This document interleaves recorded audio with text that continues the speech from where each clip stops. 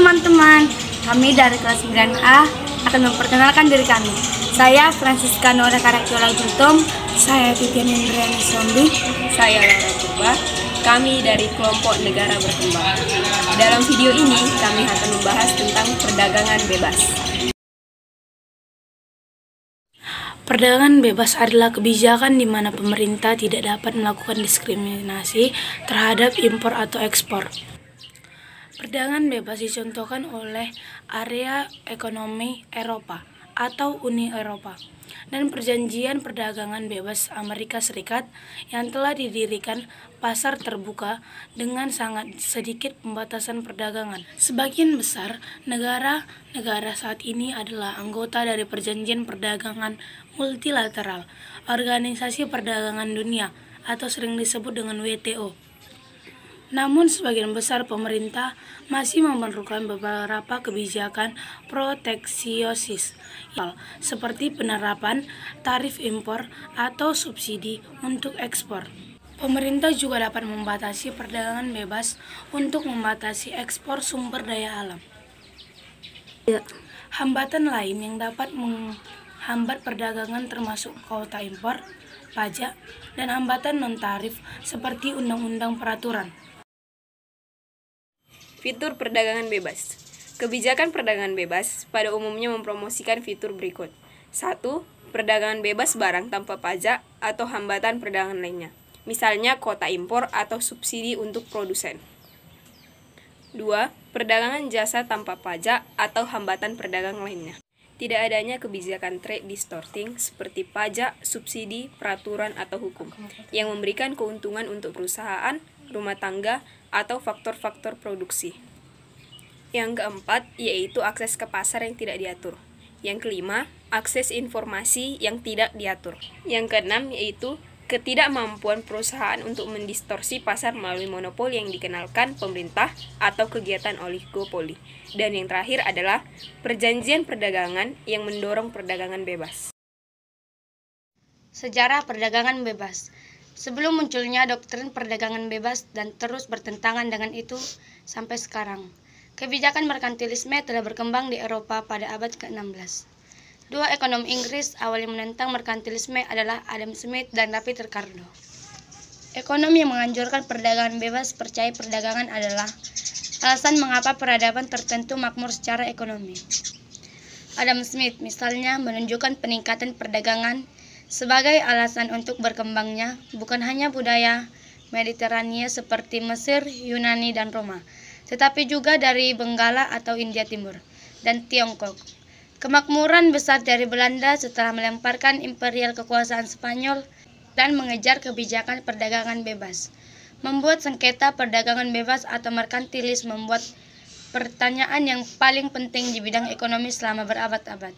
Kebijakan perdagangan bebas telah berjuang dengan proteksionis, isolasionis, komunis, populis, dan kebijakan lain selama berabad-abad.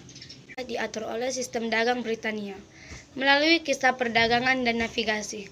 Sampai tahun 1760-an, beberapa koloni secara terbuka menganjurkan untuk menggunakan kebijakan perdagangan bebas. Sebagian karena peraturan yang tidak ketat. New England terkenal karena penyeludupan, tetapi juga karena perdagangan kolonial tidak ingin bersaing dengan barang-barang asing dan pengiriman. Menurut sejarawan Oliver de Crescent, keinginan untuk perdagangan bebas bukan salah satu penyebab revolusi Amerika. Gagasan bahwa praktik-praktik dasar pedagang dari abad ke-18 yang salah, tulis di Crescent, bukanlah bagian dari pemikiran para pemimpin revolusioner. Perdagangan bebas datang untuk apa yang akan menjadi Amerika Serikat sebagai akibat dari Perang Revolusi Amerika. Ketika Parlemen Inggris mengeluarkan undang-undang larangan memblokade pelabuhan kolonial, Kongres Kontinental menanggapi dengan efektif menyatakan kemandirian ekonomi, membuka port Amerika untuk perdagangan luar negeri pada tanggal 6 April 1776. Menurut sejarah John Taylor, perdagangan bebas telah dipaksa di Amerika, suka atau tidak suka. Alternatif perdagangan bebas. Berikut adalah alternatif untuk perdagangan bebas yang telah diusulkan.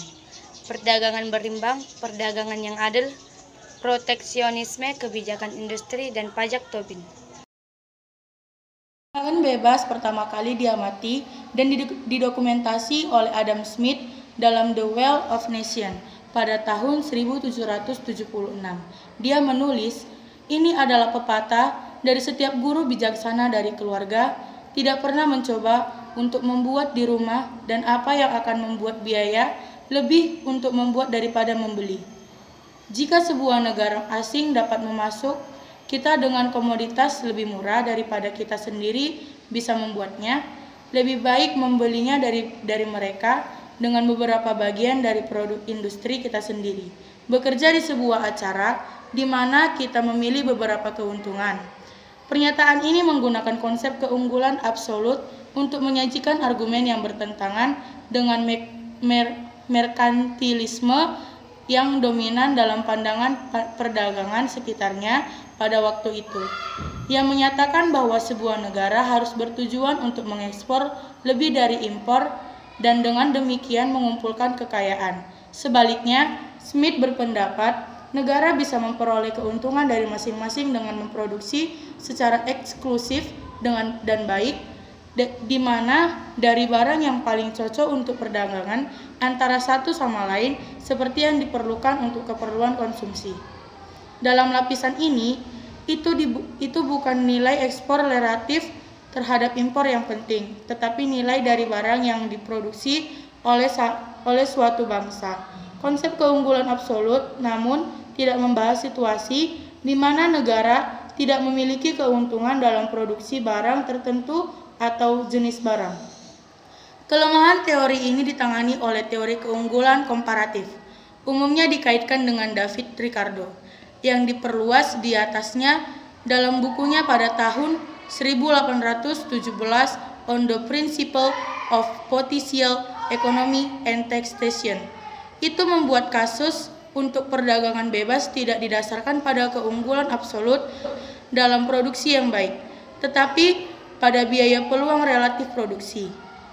Sebuah negara harus mengkhususkan diri dalam apapun, baik itu dapat menghasilkan biaya terendah. Perdagangan baik ini untuk membeli barang-barang lain yang diperlukan untuk konsumsi. Hal ini memungkinkan bagi negara-negara untuk mendapatkan keuntungan dari perdagangan, bahkan ketika mereka tidak memiliki keuntungan absolut dalam bidang produksi. Sementara keuntungan mereka dari perdagangan mungkin tidak sama dengan orang-orang dari negara dengan lebih produktif dalam semua barang.